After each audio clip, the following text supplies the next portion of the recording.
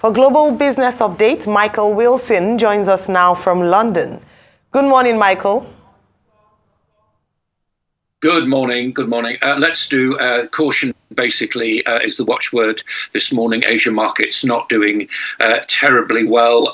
Neither did the Dow or the S&P 500 on Friday as well, closing a month of not that many gains, quite honestly. Let's turn our attention to Thailand, where they've had an election. It looks like the pro-democracy party has triumphed there. But again, there's a bit of a count. GDP doing very well in Thailand, up 2.7%, beat expectations there. But again, an election which needs to be that the result needs to be clarified. Similarly, in Turkey, Erdogan is actually predicting that he's won, even though he hasn't got 50% of the vote. It's been a night of claim and counterclaim, quite honestly. Turkey will do better with the international markets, and the lira will too if the vote goes to a more democratic party. But again, it's all to play for, it seems, at the moment. But particularly Erdogan claiming victory there. The lira is at a record low, inflation 50%. And if he comes back into power, then people are predicting chaos for the lira. In Argentina, again, they're trying to avoid devaluation before the October elections. They're going to increase interest rates by 100% in Argentina. Manufacturing is the inflation is 109% there. Travel and all the kind of energy prices, all the problems that you'd expect with the rising cost of living in Argentina. Let us turn our attention then to the United States. I did say that they had a fairly bad couple of quarters. S&P and the Dow down about on two straight weekly counts. It's likely that the debt ceiling, there appears to be some slightly positive ground coming up about that, but Biden will be meeting with senior players again today.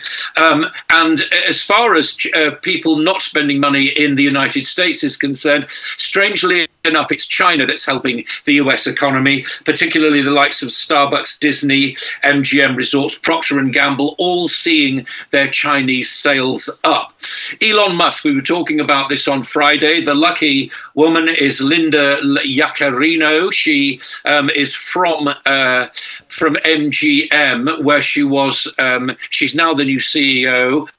She takes up her job almost immediately. The importance of her is that she knows marketing executives, she knows ad executives from her previous experience, and this is where Twitter has been falling down, as ad revenue falling. No doubt Musk hopes that will improve.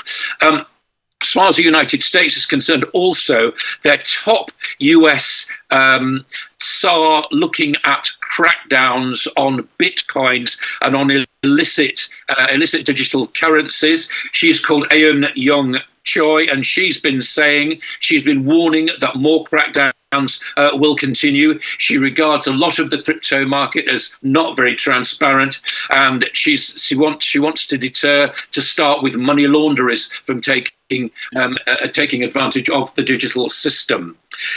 Let's turn our attention to the G7. They begin their meeting in Hiroshima fairly soon. The EU and the G7, what they're trying to do is not allow Russia to restore gas supplies where it actually has cancelled them in the past. This particularly applies to Poland and Germany. UK now, and mental health problems are rising as a result of the cost of living crisis. This is a major concern amongst particularly young people. Now, this is difficult, 24 to 37-year-olds, as the survey says. And the problem about these people, of course, is they're just beginning their life journeys round about that age, and they're being very depressed by the cost of living rise. Brokers in the City of London brace for more consolidation. The City of London activity is roughly stagnated, quite honestly. There's fewer there's fewer takeovers, fewer mergers and acquisitions, fewer flotations, and so on. We've seen already mergers between the likes of Senkos and FinCap. We're also Deutsche bought Numis, which is one of the UK's largest brokers, and particular attention is now focused the City of London, Panmure Gordon, Singer Capital, and WH Ireland. And the UK, this is a bit old, but we need to mention this. The chap who was felt to be the king of tech, Mike Lynch, has been extradited to the United States, where he's facing criminal charges. The Hewlett Packard is saying that he overvalued the company that he sold to them, Autonomy, in 2011. He'll be restricted to a residence in San Francisco. Further, just from the United Kingdom, nurses are asking for the RCN is asking for double-digit pay rises. The government's saying the offer at the moment is relatively generous, but that's where they're going right now, and they've called for more strike dates in May. And finally, the dollar is relatively strong because people are expecting an interest rate rise, a strong interest rate policy from the Fed, and that's affecting both the oil and the gold price this morning because both are priced in dollars, and any strength in those puts people off. That's the global view. Let's talk about the banks real quickly, Michael. You talked about mergers. Yes, there's going to be a lot of mergers this year. The fact that most of the regional banks might have to merge, or the big banks might have to mock them up. I'm sorry, Rufai. I'm afraid the studio director is going to have to put the sound up because I can't hear you. Sorry. Okay. Studio director, put sound up. Can you hear me now, Michael? No, I'm afraid I can only hear you very, very faintly indeed. They need to put up your volume slightly. Okay. I'll pass on that. Maybe my colleague should ask you a question. Can you hear me now, Michael? Yeah. Yeah. Good. So I was talking about mergers. Yes, the banks are merging in America. The big banks are swallowing the regional banks up. Is that a tale for things yet to unfold? Because I also sense a great deal that wave is happening across banks around the world, too, as we speak. In Switzerland, we saw that big merger. Even in the UK, banks are having to buffer. There's even a conversation around raising the, insurance for deposits. Is there anything we should fear around that? I think we should. I think we should take notice of it. I wouldn't like to make any predictions about the banking sector right now. I'm not necessarily a great fan of these so-called mergers. There's always one tribe against another tribe, and it doesn't seem to work. It seems to be quite problematic. There will be all sorts of those kind of things. I think you're talking about Credit Suisse and UBS, aren't you, particularly? And we're seeing, the banks in the United States take the wreckage of some of the banks which have failed because of higher interest rates. Those higher interest rates are not going to go away, and banks will have to deal with that. I think the issue in London is much more about the lack of flotation activity and the lack of the kind of money-making exploits that brokers actually quite like. There's a dearth of those in the City of London at the moment, and a lot of companies, as we observed earlier on this program, are now saying, well, we're getting good subsidies in the United States, so we might go and list there. I think the whole thing is changing, but again, I don't think there's a systemic problem. I'm with you on this. I feel that probably the key one is the insurance of risk. Yes, certainly. All right, Michael, thank you very much. Just very quickly to comment on the cost of living crisis in the UK, inflation rate, and also, of course, wages not reflecting inflation rate in recent times. Perhaps, like you mentioned, is the cause for this living crisis, the fact that wages are not a reflection of what the current prices, especially food, housing, costs. Do you think it's time for the Tory government to raise their hands and admit that they are not handling the economy as they ought in the UK? Yeah, I do actually. I don't know whether politicians actually ever do that, though. That's the slight problem. I feel as if you look at the record, I feel as though the cost of living crisis, again, what they tend to do, they will blame external circumstances upon this, particularly as far as energy is concerned. I mean, lots of mistakes have been made over the years. The UK, there's no excuse. It should be energy self-reliant by now, but of course it isn't, because of all the mistakes that have been made, because there was a failure to adopt nuclear power for all sorts of safety reasons, and so on and so on. I feel as though, I think the most depressing thing is that younger people are now, there's a higher incidence, as I was just reporting, on mental health issues amongst the young, and these are people upon whom the future weighs, heavily on their shoulders, doesn't it really? These are people right at the beginning of their working lives, and I think anything that gives them problems is a problem for any economy, quite honestly. Well, Michael Wilson, two quick things. What would be your advice to Yakarino, that's now going to take over Twitter, to be in charge of the business end of it? I know you are not a fan of Elon Musk, and you said on this program before that you are not excited about someone going to work for Elon Musk. And then Suella Braverman, Home Secretary, is going to speak today about the migration bill and migration and all of that. But there's also an economic dimension to it. She doesn't want foreign workers. So why is it so difficult for the British to drive lorries, to pick fruits, and to work as butchers? Is there a solution? Is it a cultural thing? Yeah, I think so. I think basically workers in the UK are lazy, quite honestly. And I think what Suella Braverman is trying to do, I think any economy, and our economy has always been an open one as far as migration is concerned. Legal migration is concerned, not illegal migration. And I feel as though that there's a general feeling amongst the so-called UK workforce that they don't like migrants very much. I don't think people do. I think any natives of any country are rather suspicious of migrants, particularly if they're coming in and doing work cheaper. That's really down to the regulatory authorities to do. I think what she's talking about is illegal migration rather than legal migration, which is a totally different thing. Advice for the new woman at Twitter, I don't know. I think she's a good pick in as much as she is an expert in that field that Twitter. The ad revenue has walked away from Twitter since Musk took it over. If she has the contacts within marketing and advertising to bring that back to Twitter, then we'll maybe have some idea of a business plan. I think that's missing at the moment. That's what she needs to do.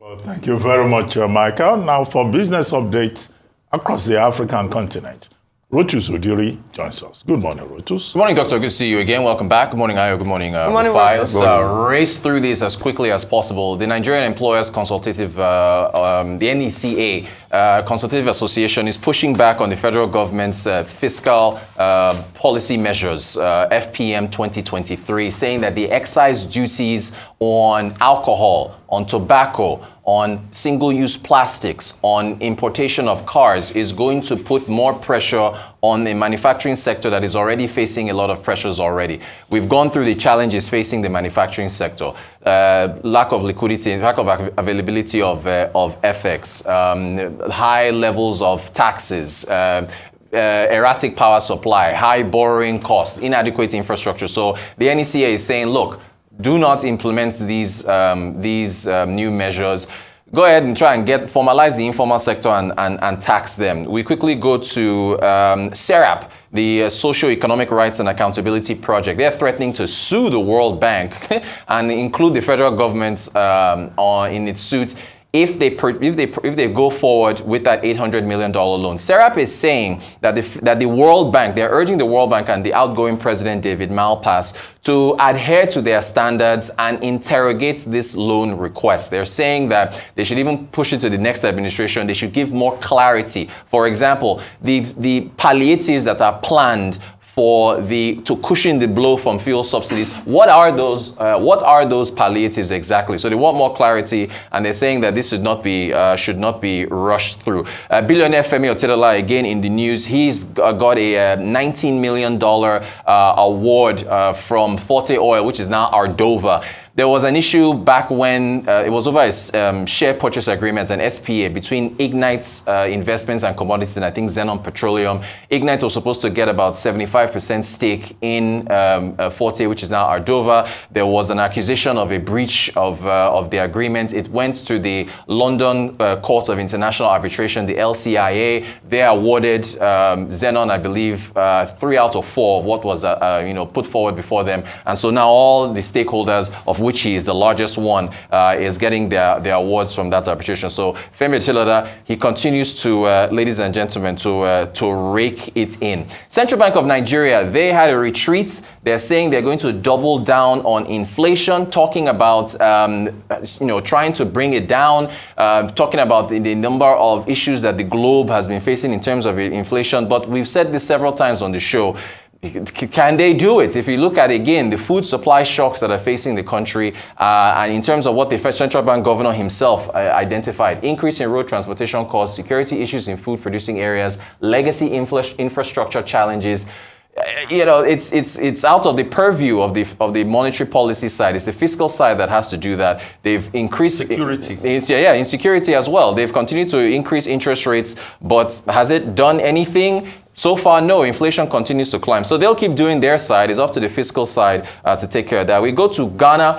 Ghana is optimistic about getting, I think, their first tranche from the $3 billion loan from the IMF. I think they're looking at about getting, I think, about $600 million or so based on talks that have been going on. So they're hopeful to get that money. They need it. This has been dragging on now for what? Well over a year. So this is what SERAP wants the World Bank to do. They want what the IMF is doing. The IMF is trying to cross the T's, dot the I's, make sure everything is in place before they start doling any money out to Ghana. That's what SERAP is saying the World Bank should do with Nigeria and that $800 million loan. South Africa is on Friday. This is Mr.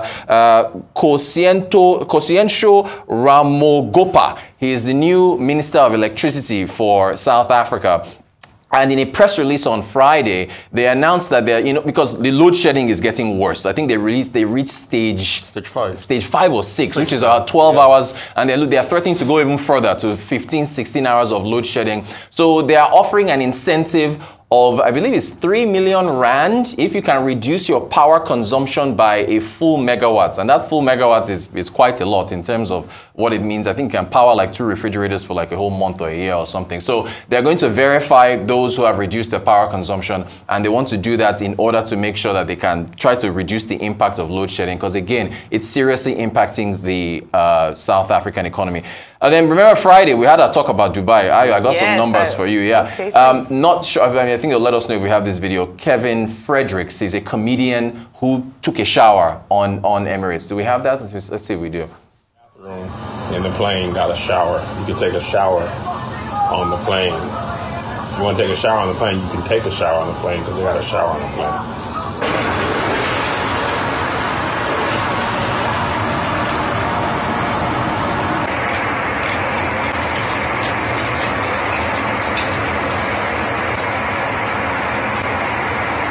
I'm taking a shower on an airplane.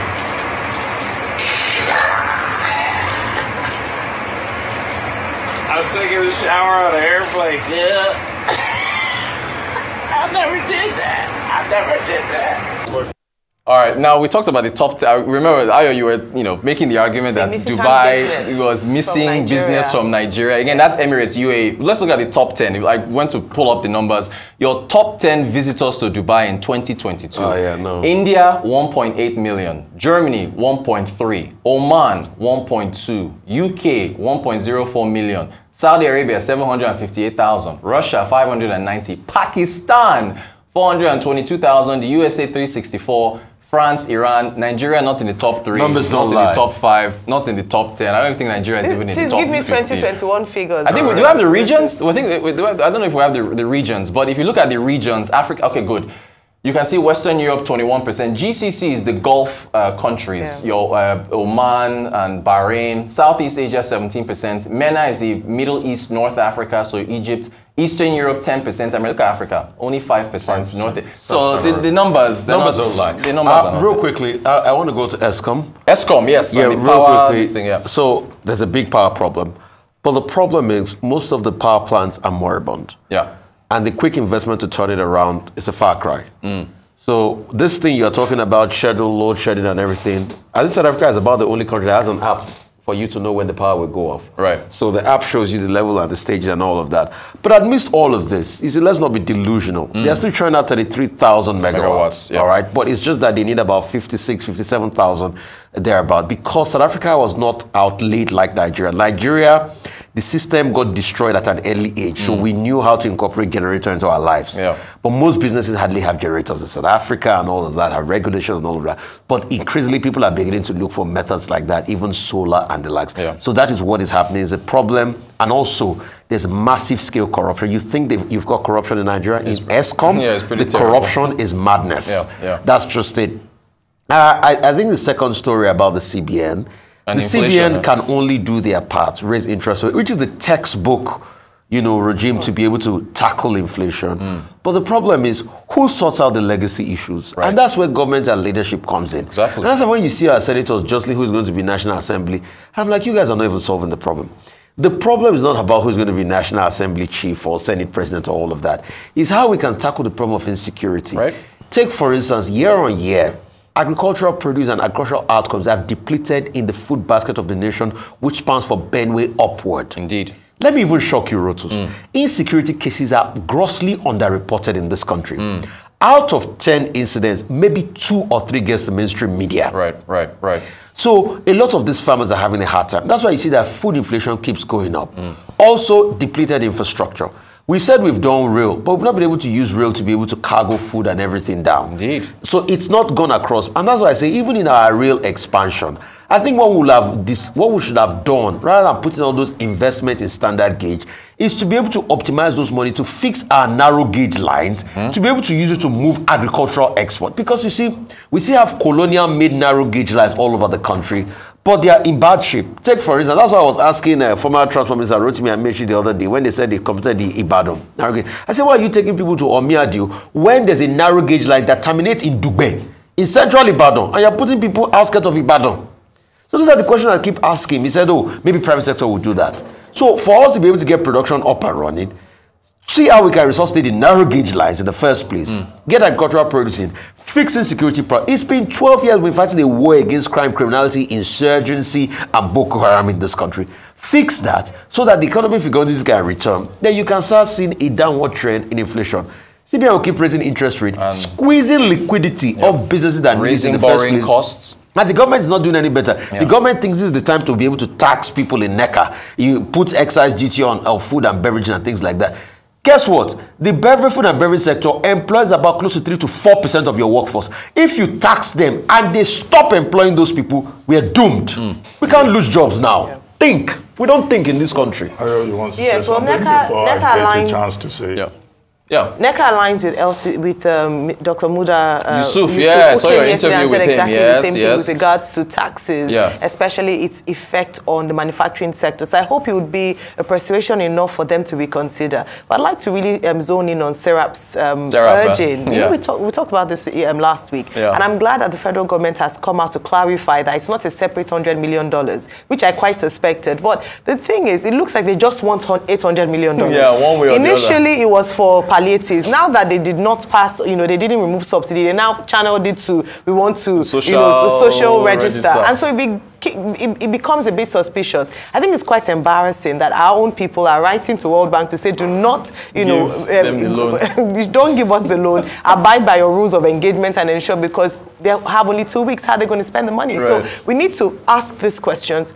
They need to be clear with us. In 2 weeks, $800 million for what? Indeed. Well, on the $800 million, what the president has done is not out of place. When you apply to IMF, there is a process. Your parliament, there must be sovereign endorsement. What President Buhari is to go to the parliament to say, approve this.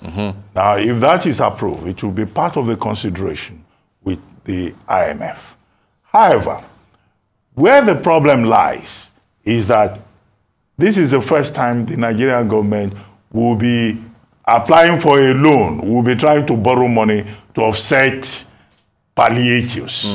Usually, the standard logic had been that when you remove fuel subsidy or you increase fuel price, you use the savings to serve the people. So the logic that you can question is why borrow? Because you are removing subsidy. What will happen to the savings? That's the big elephant in that conversation. Yeah. The second thing, SERAP now going to IMF. You know, the other day it was Raspanjani and some civil society groups who went there and said, don't borrow money in the name of Nigerians. Don't give them money. Yeah. Okay. Would IMF listen to that? Is that part of IMF protocol? But all of us can say, don't borrow more money. You know, we have ways and means that we're dealing with, securitization for 40 years. Then don't go and borrow more money on our head. Right. You can say that. As for the FPM, the fiscal policy measures, with the NECA, you can ask the question, why is the Buhari government, you know, adding more taxes 1 month to the end of its tenure, right? So NECA is saying, if you do this, we are already, manufacturing companies in Nigeria are already paying a total of about 60 taxes. You will overburden them. The effect is that there will be job losses. With unemployment in the country already close to 40%, if you add more taxes, then you will create more problems. And I think it makes sense, as the Executive Secretary of NECA has pointed out. What NECA wants is a reversal of the 2023 fiscal policy measures as announced by the Finance Minister. As for South Africa, the big issue with South Africa is that this electricity crisis that they have in that country is affecting investor sentiment. People are running away from South Africa, apart from the domestic challenges.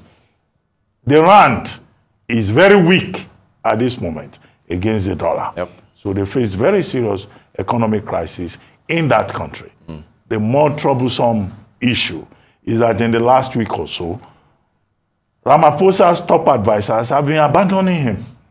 The economic advisor, the lady who was recruited in 2019 to oversee the economic agenda of the government, she has said she's had enough. She's leaving. The top political advisor has left. The legal advisor has left. So the question for me is, why is everybody abandoning Ramaphosa?